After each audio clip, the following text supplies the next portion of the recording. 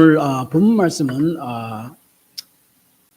하나님께서 여자를 만들어서 남자에게 데리고 온 말씀입니다. 이 말씀은 사실은 결혼의 원형, 결혼의 기초가 됩니다. 예를 들어 프랑스 그 국민빵이 바게트인데 우리나라의 김치와 같습니다. 프랑스 정부는 이 바게트의 규격과 재료, 가격까지 법으로 정해놓았답니다. 그리고 2018년에 프랑스 정부는 바게트 제조법과 문화를 국가 무형 문화재로 등록했고 2022년에는 유네스코 인류 무형 문화유산으로 등재했습니다. 거기는 꼭 4가지만 들어가야 됩니다. 밀가루와 물과 소금과 이스트.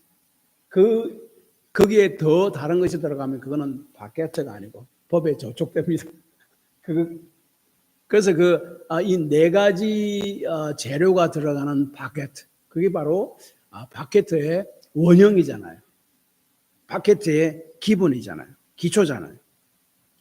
오늘 말씀이 이 결혼과 가정의 기초와 그 원형에 대한 말씀입니다. 그래서 오늘 창세기 2장 18절에서 25절의 말씀은 하나님께서 여자를 만들어서 아담에게 데리고 왔습니다.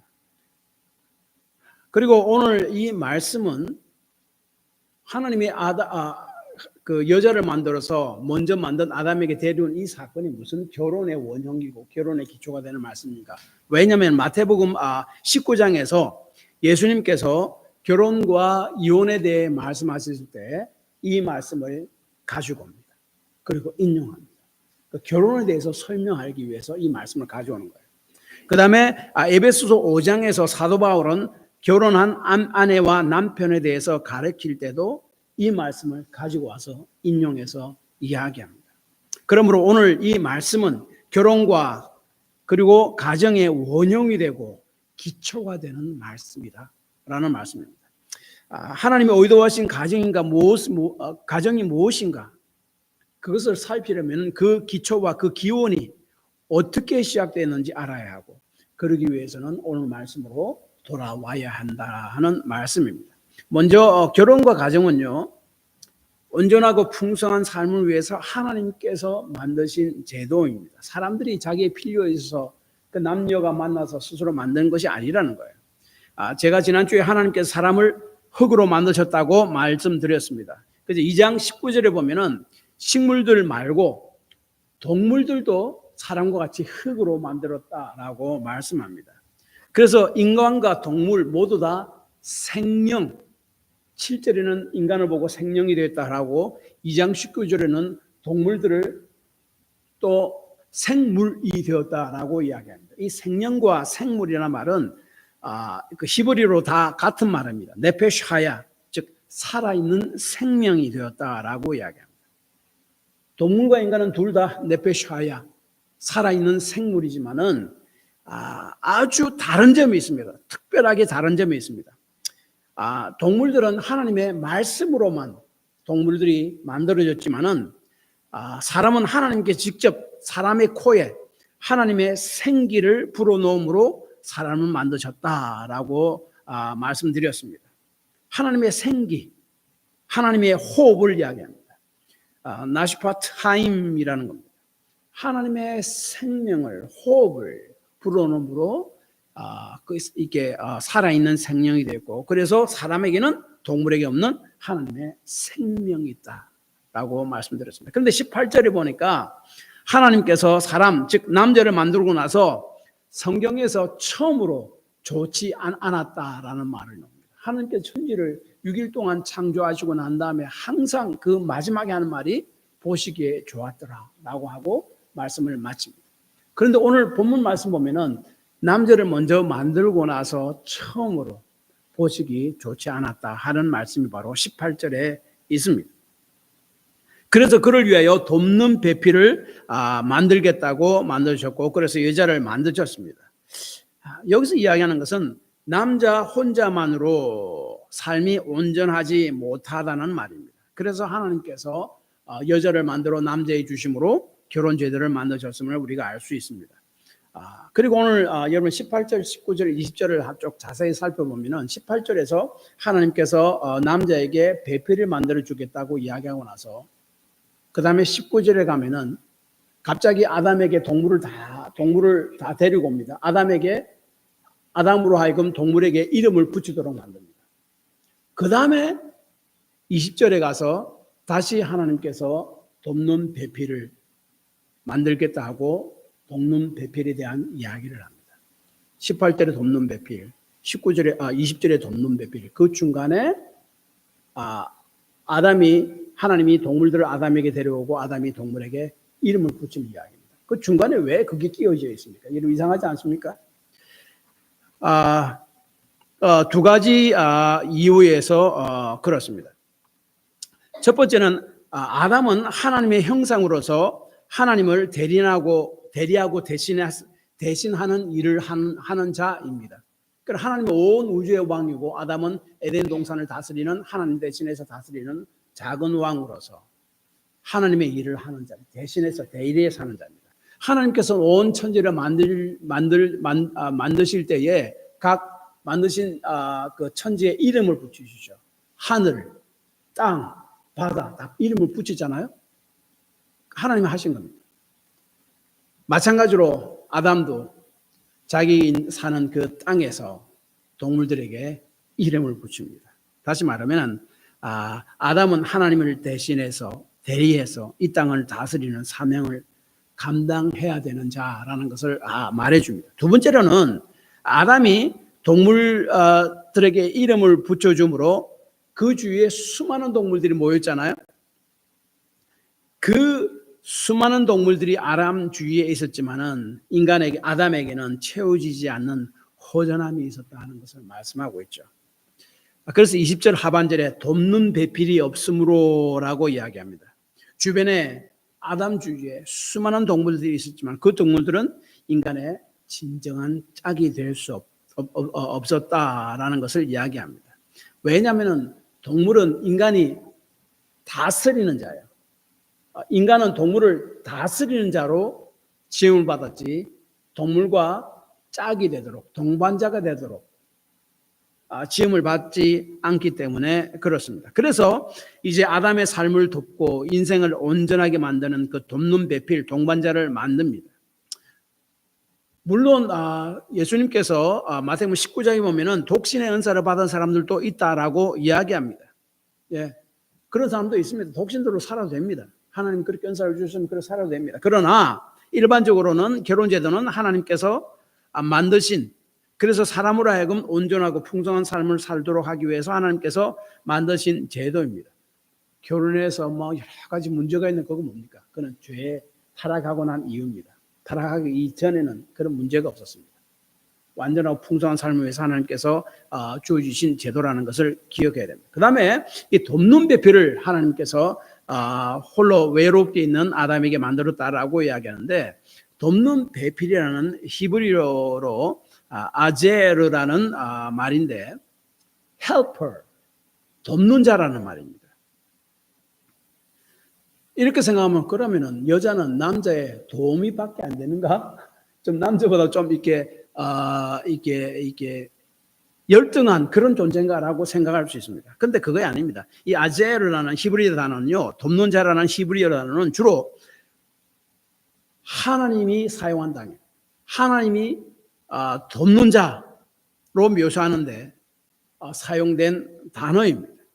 그래서 이 단어는 본질적으로 사람에게 부족한 것을 제공하고 사람이 혼자서 할 수 없는 것을 할 수 있도록 돕는 사람 하는 것 같이 그것을 말합니다. 엄청난 말입니다. 그리고 어떻게 히브리어 성경을 헬라어로 번역한 70인 성경이 있습니다. 거기에는 이 아제르라는 히브리어 단어를, 돕는 자라는 단어를 보에토스라고 번역했는데, 이 단어는 의사를 묘사할 때 사용한 단어입니다. 의사는 누굽니까? 병든 환자를 도와서 병을 낫게 해주는 자예요. 그렇게 돕는 자잖아요. 그래서 이제 요즘에 페미니스트들 있잖아요. 여성 인권주의자들, 이 사람들은 그래서 봐라. 돕는 자는 하나님을 지칭하는 말로 쓰여졌고, 그래서 우리는 여자는 남자보다 더 우월하다 이렇게 이야기하는 사람도 있습니다. 사실은 그리고 그러나 이 에제라는 그 단어는 우월, 열등 그것을 말하기 위해 쓰여진 단어가 아닙니다. 주어진 역할을 설명하기 위해서 쓰여진 단어입니다. 그래서 이 돕는 배필이라는 말은 이렇게 내가 도움인가라는 말도 아니고, 나는 하나님같이 우월하다, 그 말이 아닙니다. 그 말은 하나님께서 주신 역할을 설명하기 위해서 쓰여진 단어이다 하는 것을 기억해야 됩니다. 성경은 남자와 여자가 똑같이 평등하게 동등하게 창조되었음을 분명히 이야기합니다. 누가 더 우월하고 열등하는 것을 이야기하고 있지 않습니다. 예를 들어서 1장 27절에 보면은 하나님의 형상으로 남자나 여자나 다 똑같이 창조되었다라고 이야기합니다. 하나님이 자기 형상 곧 하나님의 형상대로 사람을 창조하시되 남자와 여자를 창조하시고, 창조에 있어서 똑같습니다. 하나님 형상으로. 그리고 똑같이 축복을 받았고 똑같이 세상을 다스릴 총치권을 하나님께로부터 부여받았음을 1장 28절에 이렇게 이야기합니다. 하나님이 그들에게, 남자와 여자에게 복을 주시며 하나님이 그들에게 이르시되 생육하고 번성하여 땅에 충만하라. 땅을 정복하라. 바다의 물고기와 하늘의 새와 땅에 움직이는 모든 생물을 다스리라. 그래서 이 남자와 여자는 우월이 있고 열등하다 그 말이 아니에요. 그래서 이 돕는 배필이라는 말도 그 말이 아닙니다. 그래서 이 여자가 남자의 돕는 배필로 받았다 하는 말은 우월이나 혹은 도우미 같은 그 열등하다 하는 의미로 말한 것이 아니라 기능적 순종을 이야기합니다. functional subordination. 즉 다시 말하면은 주어진 역할을 감당하기 위해서 순종하는 것을 이야기합니다. 그래서 에베소서 5장 22절에 보면은 아내는 남편에게 복종하라 하는 말씀이 나오는데, 이 말이 아내가 남편이 아내보다 더 우위에 있다 그 말은 아닙니다. 이거 똑같이 기능적 순종입니다. 즉 가정 안에서의 하나님 원래 의도하신 가정을 이루기 위해서 주어진 역할을 감당해야 된다. 그런 면에서 그 말을 썼습니다. 그래서 고린도전서 11장 3절은 이렇게 이야기합니다. 그러나 나는 너희가 알기를 원하노라. 각 남자의 머리는 그리스도요 여자의 머리는 남자요 그리스도의 머리는 하나님이시라. 이 말만 보면 와우, 여자의 머리는 남자라는 말은 이 말이 이거 남자가 더 우월하나 이렇게 생각할 수 있습니다. 그런데 그 뒤에 구절 11절 12절에는 이렇게 이야기합니다. 그러나 주 안에는 남자 없이 여자만 있지 않고 여자 없이 남자만 있지 아니하리라. 이는 여자가 남자에게 낳은 것 같이 남자도 여자로 말미암아 낳습니다. 딱 남자와 여자는 하나님 앞에서 차별없고 동등하지만은 그 기능적인 역할은 구분하고 있다. 남편은 가정의 머리로 부르셨고 아내는 그 부족한 부분을 채우는 자로 하나님께서 만드셨다. 그런데 그것을 우월과 열등의 관계로 보면은 큰일 난다는 거예요. 원래 그게 아니네. 그 단어의 뜻이 그것이 아니란 말이에요. 그래서 그것을 그 functional subordination, 기능적 순종 혹은 역할을 위한 순종에 대한 말씀이라 하는 것입니다. 삼위일체 하나님을 봐도 그렇습니다. 우리 하나님은 한 분이시지만은 세 위로 계시다고 그러잖아요. 성부 하나님, 성자 예수님, 그 다음에 성령 하나님. 다 하나님입니다. 이 모든 권위와 능력, 모든 것을 다 동등하십니다. 그런데 이 성부 하나님은 인간의 구원을 계획하셔서 성자 하나님이신 예수님을 인간 세계로 보내십니다. 그리고 예수님으로 하여금 인간의 모든 죄를 대신 다 짊어지게 하십니다. 그래서 하나님은 예수님을 우리가 받을 죄를 대신해서 예수님을 보내십니다. 예수님은 그 하나님의 구원의 계획에 순종해서 이 땅에 사람의 몸을 입고 하나님이시지만 오셔서 사람의 모든 죄를 짊어지고 십자가에 못 박혀 죽으심으로 우리의 구원을 이루셨습니다. 그 다음에 성령 하나님은 예수님이 이루신 구원을 각 사람의 마음속에 적용시킵니다.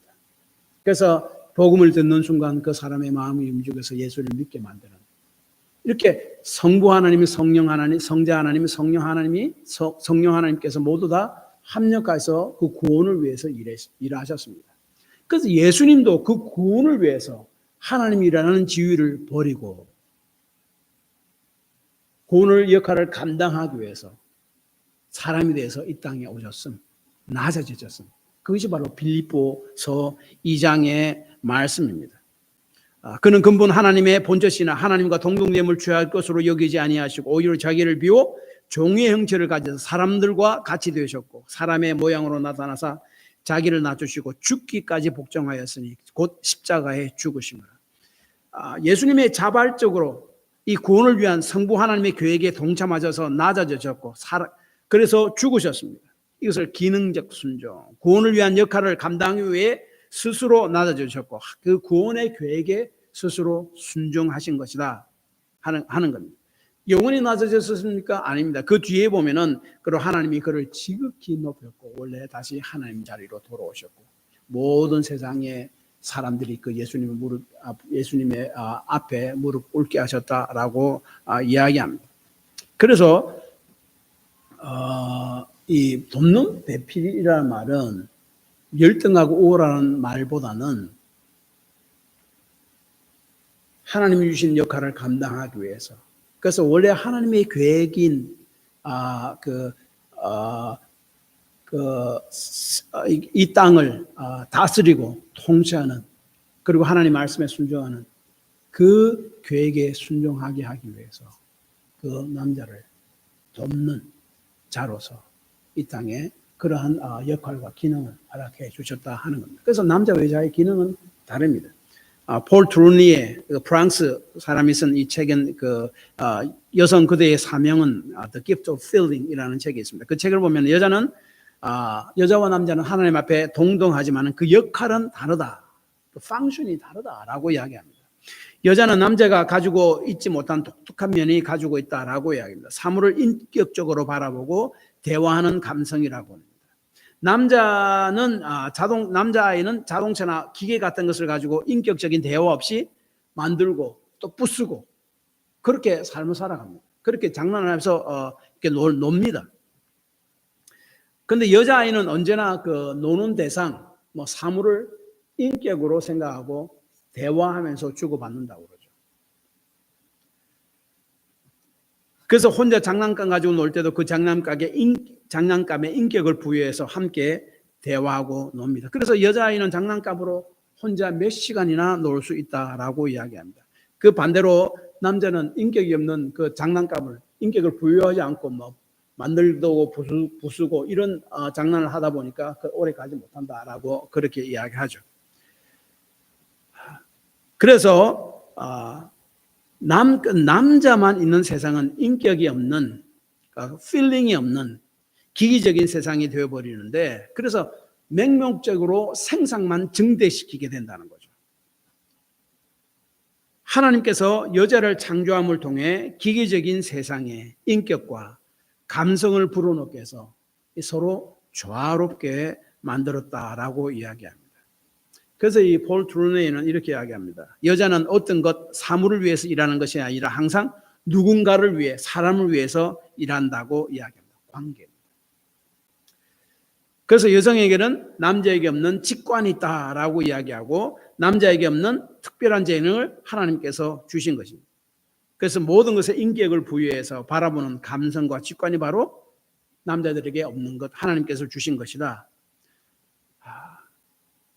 그래서 그 여자는 남편을 한 집안의 머리로서 역할을 인정하면서 그 역할의 빈 부분을 채워나가는 그것이 바로 돕는 배필로서의 역할이라는 것입니다. 이거는 우월의 관계가 아니라 역할의 문제다라고 이야기합니다. 그러므로 남자를 돕는 배필로 만들었다는 것은 우울과 열등을 이야기하는 것이 아니라 기능적 순종 혹은 역할을 감당하기 위한 자발적 순종이고 그것이 바로 하나님께서 남자와 여자를 만드신 원래의 목적과 계획이다. 그렇게 만드셨다라고 말씀하고 있습니다. 그래서 하나님께서는 이제 남자를 여자를 만드시는 것이 바로 이제 21절부터 나타납니다. 여호와 하나님이 아담을 깊게 잠들게 하시니 잠들매 그가 갈빗대 하나를 취하고 살로 대신 채우시고, 깊이 잠들다 하는 이 단어는요, 이 말은 하나님께서 특별한 일을 하실 때 항상 사람을 하여금 깊이 잠들게 합니다. 창세기 15장 보면 아브라함과 그 언약을 맺을 때 아브라함으로 하여금 깊이 잠들게 만드십니다. 또한 사무엘상 26장 12절에 보면은 사울이 다윗을 막 죽이려고 막 쫓아다닙니다. 다니다가 동굴에서 자기 이제 그 텐트 안에서 깊이 잠들어서 다윗이 와도 모를 정도로 깊이 잠들게 하십니다. 하나님이 일하신다 하는 것을 지금 이야기하고 있습니다. 그래서 아담은 아픔이 느끼지 못할 정도로 깊은 잠을 들게 하심으로 아담의 갈빗대 하나를 떼어내고 그것을 살로 채웠다라고 이야기합니다. 여기서 갈빗대 하나를 취하고 라고 21절에 이야기하는데, 원래 원어에는요, 히브리 원어에는 갈빗대라고 정확하게 나와 있지 않습니다. 옆구리에서 하나를 취했다라고 이야기합니다. 그래서 NET, 성경이 영어 성경 보면 He took one from his side라고 번역했습니다. 그의 옆구리에서 하나를 취했다라고 해요. 결국 그것이 갈빗밖에 더 있습니까? 그렇잖아요. 그래서 그 외에 다른 모든 성경은 갈빗대라고 번역을 합니다. 그래서 이 아담의 남편인 하와, 그 뭐 이브라고다. 영어 성경은 보통 이브라고 하는데 그 하와는 같은 말입니다. 그 하와는 원래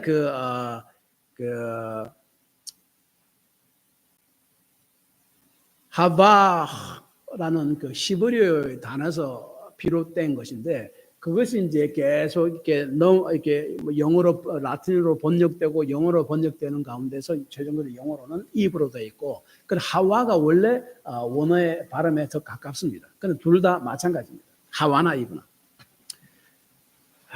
그래서 이 하와는요, 흙으로부터 만들지 않은 최초의 피조물입니다. 왜요?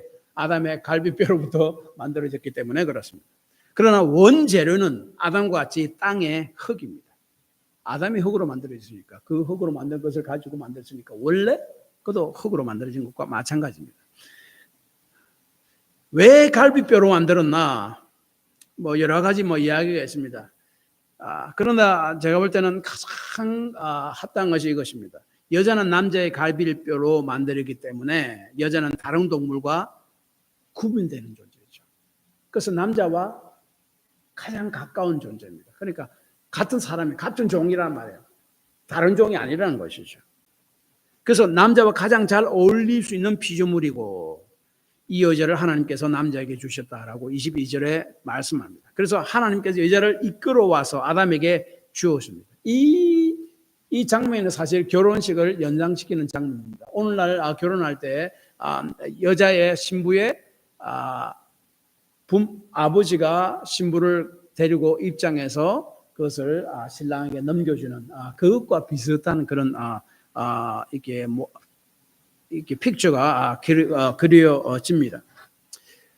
그래서 제가 좀 앞전에 말씀드린 대로 예수님과 사도 바울도 결혼을 설명할 때 이 창세기 2장 이 말씀을 가지고 설명합니다. 다시 말하면 이 말씀이 결혼의 원형이 되고 기초가 된다 하는 말씀입니다. 그리고 이것은 결혼 제도는 인간의 아이디어가 아니라 하나님의 아이디어고, 하나님께서 최초로 인간에게 만드신 제도이다 하는 것입니다. 그러므로 결혼은 하나님을 인정하는 사람들이 하나님 안에서 이루어져야지만이 가장 행복하고 올바른 결혼 생활을 할 수 있음을 이야기합니다. 그래서 우리가 믿는 자와의 결혼을 그렇게 교회에서 이야기하는 것이 바로 그 이유입니다. 하나님께서 여자를 만들어서 아담에게 데려와서 주었을 때에 아담은 23절에 이렇게 외칩니다. 이는 내 뼈 중에 뼈요 살 중에 살이라. 이것을 남자에게서 취하였은즉 여자라 부르리라. 여기서 이는이라는 말은 마침내라는 말입니다. 수많은 동물들을 자기 주위에 있었고 그 동물들에게 이름을 다 줬잖아요, 아담이. 근데 자기와 만든 짝이 없습니다. 평생 동반해야 될 사람이 없습니다. 찾을 수가 없었어요. 외로웠습니다. 근데 하나님이 이 하와를 만들어서 아담에게 데리고 왔을 때 아담이 처음 하는 말이 아이고 마침내, 다시 말하면 마침내 내 삶을 함께할 동방자 짝을 내가 비로소 찾았다, 그 말이에요. 그래서 여기서 남자는 히브리어 이쉬이고 여자는 히브리어로 이샤입니다. 비슷한 발음이지 않습니까? 그러니까 동질감, 그 동질성을 강조한 발음입니다. 하나님께서 이를 통해서 결혼을 처음 창설하셨고 가정이라는 제도를 처음 만드셨다 하는 것을 말씀합니다. 그래서 신약에서도 결혼과 가정, 이혼에 대해서 예를 드는 것이 항상 이 창세기 오늘 본문 말씀으로 이렇게 돌아옵니다. 그래서 특별히 에베소 5장 22절 33절에 보면 사도 바울은 아내와 남편이 함께 이루는 결혼과 가정은 예수님과 교회의 관계와 같이 거룩한 것임을 이렇게 또한 말씀하고 있습니다. 그러므로 결혼과 가정은 온전하고 인간이 또한 풍성한 삶을 살기 위해서 하나님께서 만들어서 우리에게 주신 제도임을 우리는 기억해야 됩니다. 물론 독신으로 부름을 받은 자도 있습니다. 그 사람 말고 일반적으로는 그렇단 말입니다. 그 다음에 또한 결혼이라는 것은 언약이라는 것을 본문은 이야기합니다. 하나님께서 여자를 만들어서 아담에게 데리고 온 것을 결혼이라고 부른다고 제가 이미 말씀드렸습니다. 신약에 보면 예수님도 그렇고 바울도 그렇고, 그때 아담이 외친 말이 23절인데 그 말이 사실은 시적인 표현이에요. 영어 성경에 보면은 하나의 식구로 따로 이렇게 기록되어 있습니다. 아담이 이르되 이는 내 뼈 중에 뼈요 살 중에 살이라, 이것을 남자에게서 취하였은즉 여자라 부르리라 하니라. 이 말입니다. 아담이 이불을 탁 보고 하와를 탁 보고 당신은 내 몸입니다 라고 이야기합니다. 내 몸이요. 에베소 5장 28절에 이렇게 이야기하죠. 이와 같이 남편들도 자기 아내 사랑하기를 자기 자신과 할지니 자기 아내를 사랑하는 자는 자기를 사랑하는 것이라. 자기 몸이다라고 이야기합니다. 또한 에베소 5장 22절 아내들이여 자기 남편에게 복종하듯 죽게 하라. 높고 낮음을 말하는 것이 아니라 기능적 순종. 그래서 이 아담이 외친 23절에 내 뼈 중에 뼈, 살 중에 살이라는 말은 오늘날 우리가 결혼식 할 때 결혼 선서를 하잖아요. 예수 믿는 사람은 하나님 앞에서 그리고 사람들 앞에서 서로에게 결혼 선서를 하는데 그 결혼 선서 서약과 같다고 할 수 있습니다. 그 말은 뜻은 이렇습니다. 내 뼈 중에 뼈, 내 살은 살이다. 만약 아내를 향한 서약을 지킨다면은 하나님의 축복이 있을 것이다. 그러나 이 서약을 지키지 않는다면 마치 마취가 없이 내 몸의 뼈, 갈비뼈를 떼내는 것 같은 아픔이 있을 것이라. 남편과 아내는 하나이기 때문이고 자신이 몸이기 때문이다. 그래서 이혼을 인해서 이런 고통을 받는 사람들 우리가 많이 보고 있지 않습니까? 사실 그것을 보여주고 있습니다. 그래서 성경은 결혼은 이 언약이라고 하는데 특별히 그것에 대한 말씀이 바로 24절 말씀이에요. 합하여 한 몸을 이룰지라라고 이야기합니다. 그런데 개역 한글 이전의 성경이 더 번역이 더 잘 됐다고 저는 생각합니다. 합하여가 연합하여라고 이야기합니다. 연합이 좀 더 의미가 더 우리한테 와닿지 않습니까? 연합한다는 말은 먼저 사실은 그 성적인 결합을 이야기합니다. 하나님께서는 결혼 관계 안에서만 성적 결합을 허락하셨다라고 신약 성경과 구약 성경도 여러 곳에서 이야기하고 있습니다. 그 개역 한글 성경에 그 연합하여 라는 그 단어가 결혼한 남자 여자와 그 성적인 결합을 하는 그것을 지금 이야기하고 있는데 고린도전서 7장 2절은요 이렇게 이야기하는데 뭔가 하면은 음행의 연고로 결혼을 하라라고 이야기합니다. 다른 말하면은 결혼 관계를 벗어난 어떠한 성적인 관계는 다 음행이고 죄를 범하는 것이다라고 분명하게 말씀하고 있습니다. 그래서 연합한다는 말은 결혼의 최종 단계로서 몸이 연합되는 그것을 이야기하고 그 다음에 또 이 연합하는 이 단어 히브리어 단어는요 언약을 맺을 때 쓰는 단어예요. 그래서 이 연합하다는 말은 함께 잠자리를 한다는 말도 되지만은 또한 이것은 언약을 맺는다는 말이에요. 그래서 이 결혼이 언약이라고 성경은 곳곳에 이야기합니다. 예를 들어서 말라기 2장 14절은 그는 내 짝이요 너와 서약한 아내로 돼라고 이야기하는데 이 서약한이라는 말이 언약을 맺은이라는 말입니다. 언약이라는 말입니다. 그 잠언 2장 17절은 배우자를 언약의 짝이라고 이야기합니다. 그래서 연합하다라는 히브리어 단어는요, 육체적 성적 결합을 의미하고 결혼 안에서, 그 다음에 또한 견고한 언약을 뜻하는 말입니다.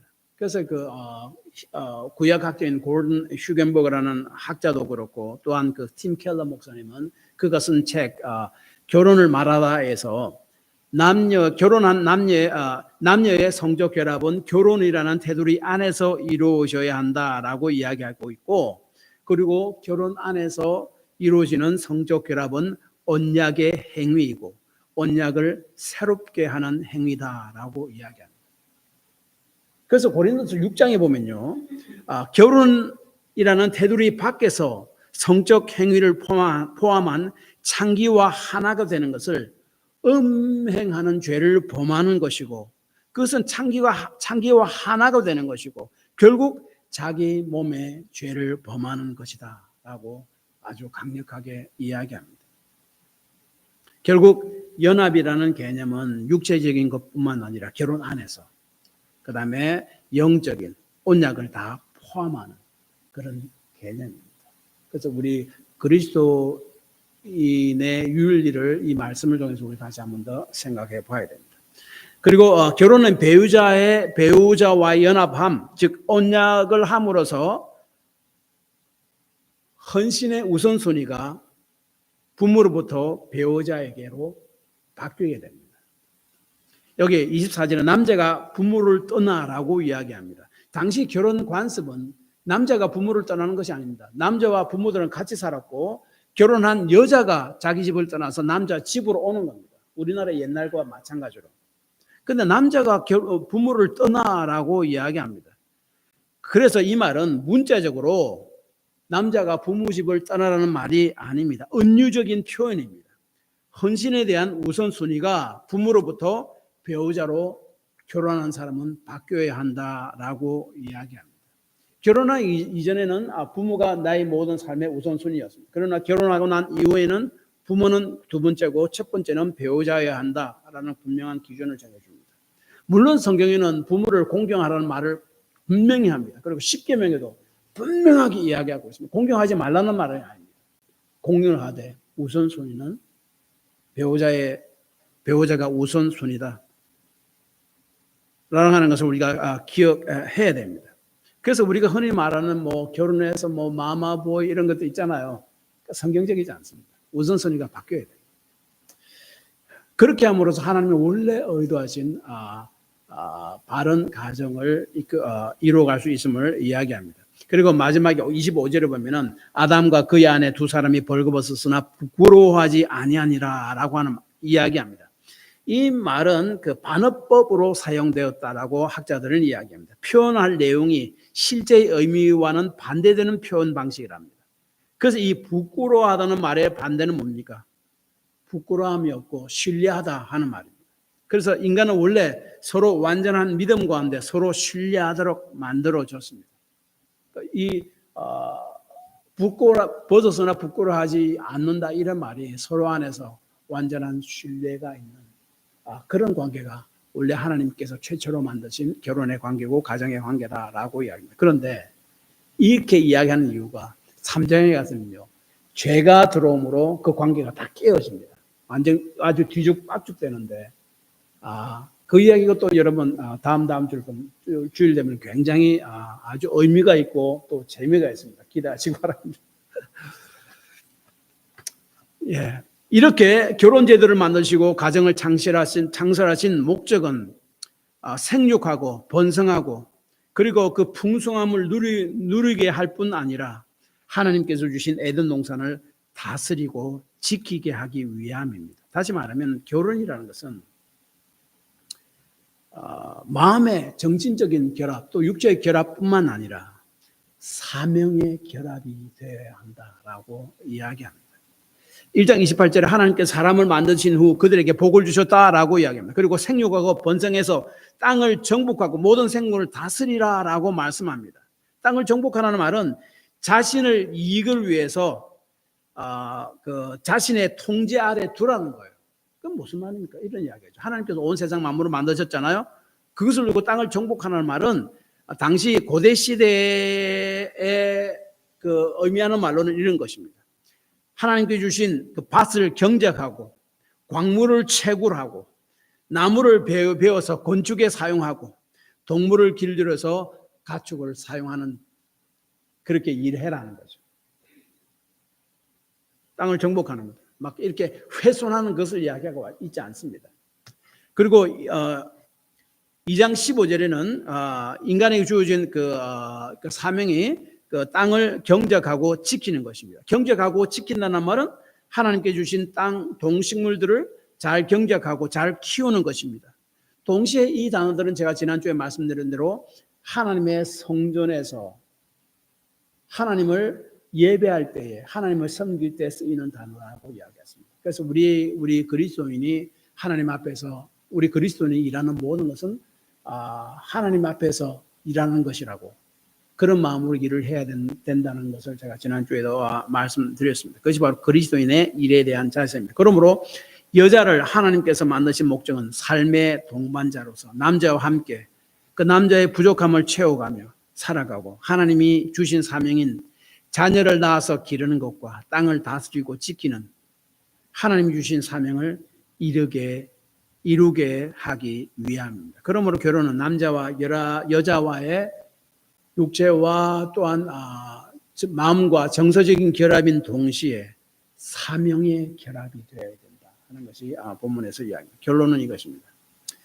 결혼과 가정의 목적은 삶의 동반자를 하나님께 주심으로 함께 정서적 영적 부족함을 채우고 하나님께 주신 사명을 잘 감당케 하기 위해서입니다. 그러므로 결혼이란 정신적 마음 그리고 영적 결합뿐만 아니라 사명의 결합이 있어야 한다. 그렇게 할 때 창세기 1장 28절의 말씀대로 하나님의 축복의 선한 손길 가운데 그 삶이 번성하고 풍성하게 될 것이다 하는 것이 오늘 본문 말씀입니다. 기도합시다.